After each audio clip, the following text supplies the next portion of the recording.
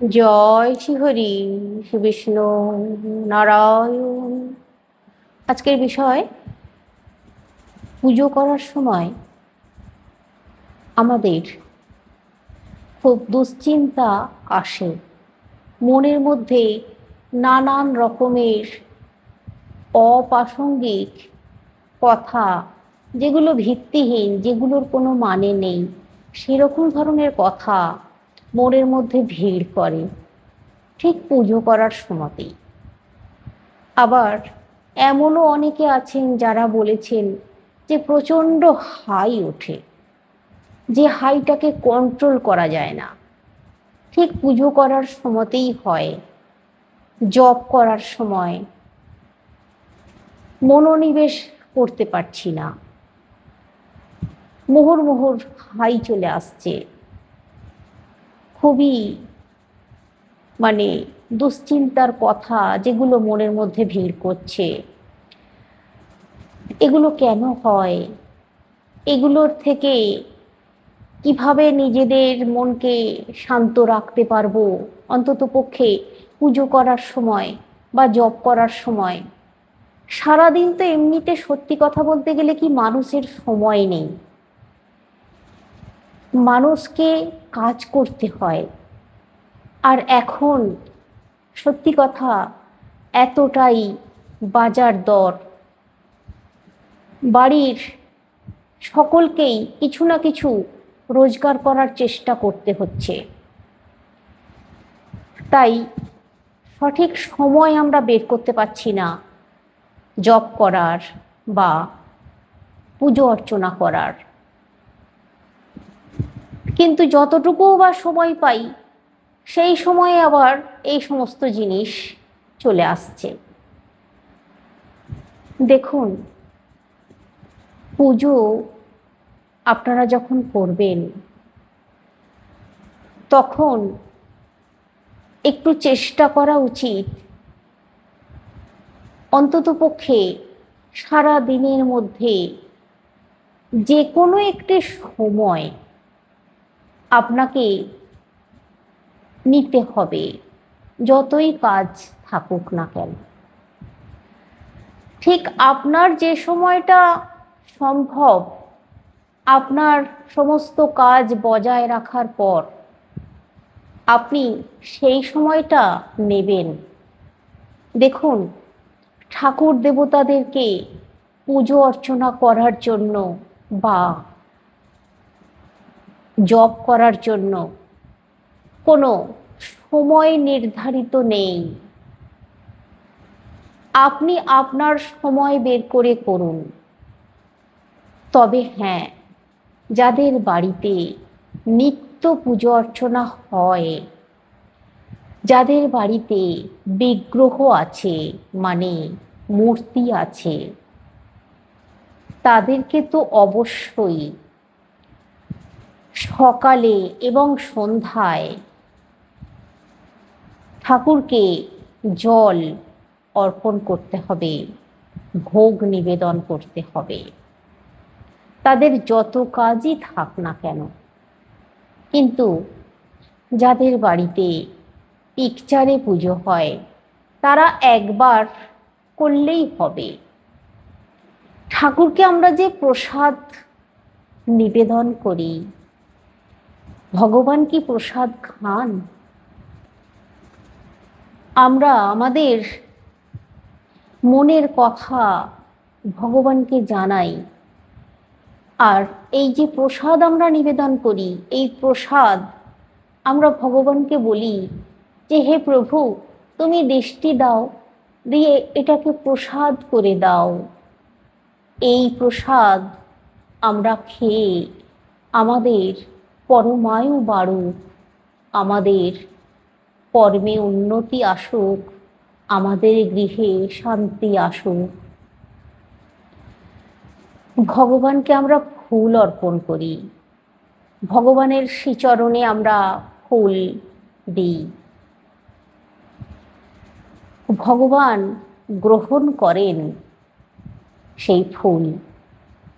আর ভগবানের চরণে যখন আমরা ফুল নিবেদন করি, তখন আমাদের মন যদি চঞ্চল হয়ে থাকে, তাহলে সেই ফুল সঠিকভাবে ভগবানের চরণে তো যায় না। তাই পুজো করার সময় যতটুকু সময় হোক, 2 মিনিট 5 মিনিট, ভগবানের চরণে যখন ফুল আমরা নিবেদন করছি, তখন শুধু ভগবানের চরণ আমাদের মনের মধ্যে কল্পনা করতে হবে, যে যেন আমি সেই চরণেই ফুলটা দিচ্ছি, তবে তো ভগবান গ্রহণ করবেন। সেরকমই আপনাদেরকে বলছি আজকে, এই যে পুজো করার সময় কেন হাই ওঠে, কেন এত কথা মনের মধ্যে ভিড় করে, আর এই হাই ওঠার বা এই যে এত আজে বাজে কথা মনের মধ্যে ভিড় করে, এর জন্য বিশেষ কিছু উপায়ের কথা বলে দিচ্ছি। সঙ্গে থাকুন, আশা করছি আপনারা অনেক কিছু জানবেন এবং আপনাদের মনের দ্বিধা কেটে যাবে। আপনারা সেই কাজ করবেন আর সেইভাবে চলুন, দেখবেন উপকার পাবেন। আমি নিজে উপকার পেয়েছি, আমি চাই সকলে উপকার পাক এবং শান্তিতে জীবনযাপন করুক। তাই বলছি আপনাদেরকে, যখন পুজো করবেন, যখন আপনার গৃহে পুজো হবে, আপনি যে সময়টায় পুজো করছেন, মনে করুন সারাদিন কাজ সারার পর হয়তো বেলা 2টো বেজে গেছে, তখন আপনার মনে হচ্ছে যে ইস, এত বেলা হয়ে গেল, এই যে মনের মধ্যে দ্বিধা কাজ করছে, এই দ্বিধা রাখবেন না। ভগবানকে এটুকু জানান যে তুমি আমার জন্য এই সময়টাই দিয়েছো, তাই এই সময়টাতেই আমি তোমাকে মন প্রাণ ভরে ডাকবো, প্রণাম করব। তাই সেই সময়টুকু অন্তত পক্ষে নিজেকে শান্ত রাখবেন। সেটা ধরুন বেলা হয়ে যাক, কিন্তু আপনি তো ভগবানের কাছে সারাদিনে অন্তত একবার দাঁড়াচ্ছেন, পুজো করছেন, ঠাকুরকে জল নিবেদন করছেন, ঠাকুরকে ফুল অর্পণ করছেন। ঠিক সেই মুহূর্তটায় আপনাকে করতে হবে কি, সমস্ত কিছু ভাবনার বাইরে নিয়ে চলে আসতে হবে নিজেকে। শুধুমাত্র যখন স্নান করবেন, স্নান করার সময় ভগবানের শ্রী চরণ কল্পনা করুন, আর কল্পনা করতে করতে স্নান সারার পর আপনি শুদ্ধ বসন করে ভগবানের সামনে যাবেন। প্রথমেই গিয়ে কি করবেন জানেন? যেহেতু আপনার মনে এই সমস্ত ভাবনাগুলো চলে আসে, হাই চলে আসে, তাই প্রথমেই কি করবেন, যদি পিকচার আছে বা মূর্তি আছে, ভগবানের মুখের দিকে সুন্দরভাবে তাকাবেন, শান্ত দৃষ্টি নিয়ে তাকাবেন। দেখবেন খুব প্রসন্ন লাগবে নিজেকে, খুব শান্ত চিত্তে ভগবানের মুখের দিকে প্রথমে তাকাবেন, হাতটা জড়ো করে। তারপর নিত্য যেভাবে পুজো অর্চনা করেন, একটি ছোট রেখাবে বাতাসা বা ফল, একটি ছোট গ্লাসে একটু জল ভগবানকে নিবেদন করুন। ঠিক সেই সময়টাতেও নিজের মনে মনে বলুন, হে প্রভু, আমি খুব অপরাধ করছি, আমায় তুমি ক্ষমা করো। আমি সকাল সকাল তোমার করতে পারছি না পুজো, আমি তো গৃহী মানুষ, আমার পক্ষে সম্ভব হচ্ছে না ঠাকুর, তুমি ক্ষমা করো, তুমি গ্রহণ করো, আমি যেটুকু নিবেদন করছি তোমায় তুমি গ্রহণ করো, প্রসাদ করে দাও, আমাদের সংসার জীবন মঙ্গলময় যাতে হয়ে ওঠে এই প্রসাদ গ্রহণ করে। এই রকম মনে মনে ভাবুন, বিশ্বাস রাখুন, দেখবেন দুর্ভাবনা দুশ্চিন্তা এগুলো কোথায় চলে যাবে। সমস্ত কিছু আপনার দুর্ভাবনা দুশ্চিন্তা টেনশন এগুলো ঠাকুর নিজে নিয়ে নেবেন, নিজে হরণ করে নেবেন। আর আপনাকে প্রশান্তি এনে দেবেন। দেখবেন তারপর আপনি ফুল অর্পণ করুন। একটি আসন পেতে বসে আপনার যদি গুরু দীক্ষা হয়েছে তাহলে জপ করুন 5টা মিনিট। এই জপ করার সময় নিশ্চয়ই আপনি জপ করেন প্রতিদিন, আর ঠিক জপ করার সময়তেই আপনার হাই চলে আসে, দুশ্চিন্তা চলে আসে। তাই একটি আসন পেতে বসুন। জপ করার ঠিক পূর্ব মুহূর্তে ঠাকুরের চরণের দিকে তাকাবেন, আর প্রথমে চরণের দিকে তাকিয়ে কল্পনা করতে করতে দুটো হাত জড়ো করে প্রণাম করুন। তারপর জপ শুরু করুন। তো দেখবেন কোনো বাধাই আসছে না। এবার আপনাদেরকে বলি, এই যে পুজো করার সময় হাই চলে আসে ঘন ঘন, এই হাইটা কেন আসে জানেন? আপনার মনের দুশ্চিন্তা, আপনার মনের ভীতি, হয়তো আপনার ইচ্ছা যে আমি খুব ভোর ভোর ঠাকুরের পুজো করে নেব সমস্ত কাজপাট সেরে, কিন্তু সেটা আপনার কখনোই হচ্ছে না সম্ভব। ঠিক আপনার কোথা না কোথা দিক দিয়ে দেরি হয়ে যাচ্ছে, বিলম্ব হয়ে যাচ্ছে ঠাকুরের কাছে পৌঁছতে। আর এই যে মনের মধ্যে আপনার দুশ্চিন্তা, ভীতি একটা কাজ করছে যে আমি পারছি না, আমি পারছি না, দেখবেন এই ভাবনাগুলো যখন মনের মধ্যে আসে, বিশেষ করে যারা এটা ভাবেন যে আমি অন্তত পক্ষে খুব সকালেই ভগবানের সেবা করে নেব, তাদের ক্ষেত্রে এই ঘটনাটা কিন্তু বেশি ঘটে। আমি ঠিক বলছি কিনা আপনারা বলুন আমাকে কমেন্ট করে। তো যেটা বলছিলাম, এই যে দুর্ভাবনা, দুশ্চিন্তা মনের মধ্যে, আমি ঠিক সময়ে সময় দিতে পারছি না ঈশ্বরকে, তখন দেখবেন একটা ক্লান্তি ভেতর থেকে চলে আসে। আর সেই ক্লান্তিটা যখন আসে তখন হাই ওঠে, খুব হাই উঠবে। আবার অনেক সময় সারাদিন অনেক পরিশ্রম করার পর যখন ভগবানের কাছে যাচ্ছেন, সারাদিনে নানান রকম ঘটনা ঘটেছে, নানান রকম মানে আপনি অশান্তির মধ্যে ছিলেন, নানান রকম কারণে, তখনও দেখবেন এই পুজো করার সময় হাই চলে আসে। তো এই যে জিনিসগুলো হয়, বিশেষ করে হাই চলে আসলে খুবই সমস্যার কারণ। তবে আপনাদেরকে বলি, যদি বারে বারে হাই আসে তাহলে দুশ্চিন্তা করুন। যদি একবার হাই ওঠে তাহলে দুশ্চিন্তার কোনো কারণ নেই। ঠাকুরের কাছে আপনাদের যখন হাই চলে আসে তখন পুজো করার ঠিক একটু আগেই যখন ঠাকুরের কাছে গিয়ে দাঁড়াচ্ছেন, তখন আপনারা করবেন কি, একটা আসন পেতে বসুন। প্রথমে আসন পেতে বসে প্রথমেই আপনারা একটু চোখ বন্ধ করে 1 মিনিট বসুন। আসন পেতে চোখ বন্ধ করে আপনার আত্মার সঙ্গে পরমাত্মার একটা মিলন তৈরি হোক। ততক্ষণে আসন পেতে বসে ঈশ্বরকে কল্পনা করুন, মনটাকে একটু নিজের আয়ত্তের মধ্যে আনুন।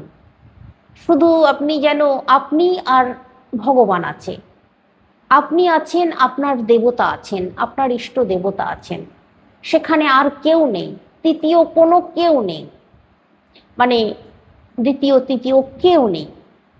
শুধু এইটুকু ভাবুন, 1 মিনিট কি 2 মিনিট, বিশ্বাস রাখুন বলছি, দেখবেন আর হাই আসবে না।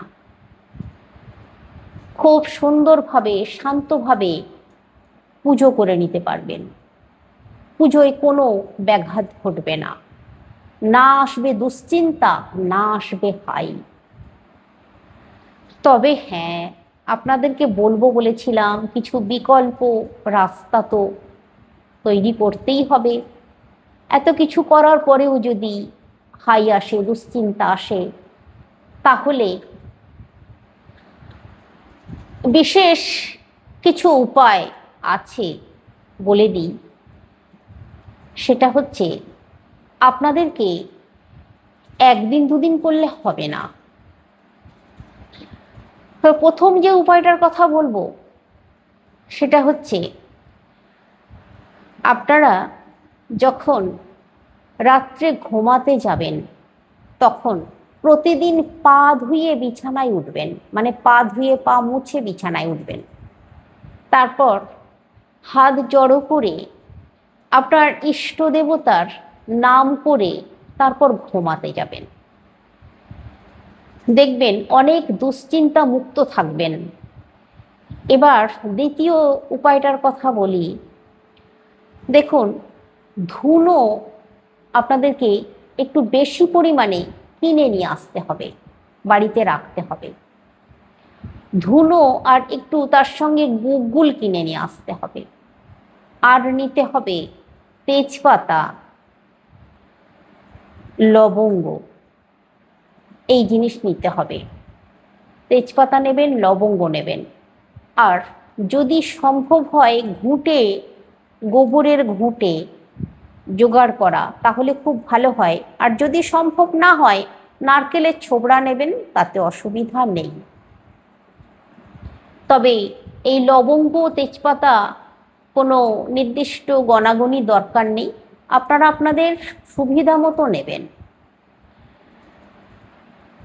একটি মাটির ধুনুচি নেবেন, আর এই মাটির ধুনুচির মধ্যে ধুনো জ্বালাবেন। প্রথমে ঘুঁটের আগুন করে নেবেন, তারপর তার উপরে ধুনো দেবেন, তার উপরে গুগ্গুল দেবেন, তার উপরে তেজপাতা দেবেন, তার উপরে, না, তেজপাতাটা আপনাদেরকে আগে দিয়ে দিতে হবে, কারণ তেজপাতাটা তো জ্বলবে। তাই ঘুঁটের আগুনের সঙ্গে তেজপাতাটা প্রথমে দিয়ে দেবেন, তারপর ধুনোটা দেবেন, তারপর গুগ্গুল দেবেন, আর ওই যে লবঙ্গ, লবঙ্গ দিয়ে দেবেন। যদি কর্পূর কিনে আনা সম্ভব হয়, তাহলে কর্পূর একটি দিয়ে দেবেন। এখানে আপনাদেরকে বলি, শুকনো লঙ্কা একটা দিতে হয়, কিন্তু যাদের বাড়িতে বয়স্ক মানুষ আছে, ছোট বাচ্চা শিশু আছে, তারা দেবেন না। তারা একটু সামান্য পরিমাণ গোলমরিচ দিয়ে দেবেন। তবে এই যে জিনিসগুলোর কথা বললাম, এগুলো রান্নাঘরের ব্যবহৃত জিনিস নেবেন না, ঠাকুরের উদ্দেশ্যে আলাদাভাবে কিনে নিয়ে আসুন এ সমস্ত জিনিস, শুকনো লঙ্কাও। এগুলো নিয়ে এসে একটি জায়গায় রেখে দিন। আপনাদেরকে একদিন দুদিন এই কাজ করলে চলবে না, সন্ধ্যার সময় করতে হবে কাজটা। প্রতি শনিবার, মঙ্গলবার করে যেতে হবে। সন্ধ্যার সময় এই ধুনো জ্বালাতে হবে। একটা জায়গায় বসিয়ে রাখতে পারেন, বা চারিদিকে আপনারা ঘোরাতেও পারেন, তাতে কোনো অসুবিধা নেই। গৃহের কিছু দোষ ত্রুটি এতে কেটে যায়। গৃহে যদি কোনো নেগেটিভ এনার্জি থাকে, সেগুলো কেটে যায় এই ধুনো জ্বালানোর জন্য। তবে চেষ্টা করবেন গোবরের ঘুঁটে দিয়ে করার, কারণ গোবরের ঘুঁটে দিয়ে করতে বলছি এই জন্য, গোবরের ঘুঁটে হচ্ছে বিশুদ্ধ। আর এই ঘুঁটে, মানে এই ঘুঁটে জিনিসটা এতটাই শুদ্ধ পবিত্র, গৃহকে খুব শুদ্ধ করে রাখে, পবিত্র করে রাখে। গৃহের মধ্যে কোনো অশুভ শক্তিকে প্রবেশ করতে দেয় না, যদি থেকেও থাকে এর দ্বারাই সমস্ত বাইরে চলে যাবে। তাই চেষ্টা করবেন গোবরের ঘুঁটে নেওয়ার। তো এইটা আপনারা প্রতি শনিবার, মঙ্গলবার করে দেখুন। অন্ততপক্ষে পরপর আপনারা 5-7টা করুন, তারপর নিজেরাই বুঝতে পারবেন গৃহের মধ্যে যদি কোনো অশুভ শক্তি থেকে থাকে সেগুলো বিনাশ হবে। তো এইভাবে চেষ্টা করুন। আর প্রথম থেকে আপনাদেরকে যেভাবে বললাম সেভাবে একটু করার চেষ্টা করুন। আশা করছি আপনারা আগের থেকে অনেক ভালোভাবে পুজো অর্চনা করতে পারবেন, হাই বা দুশ্চিন্তা আসবে না।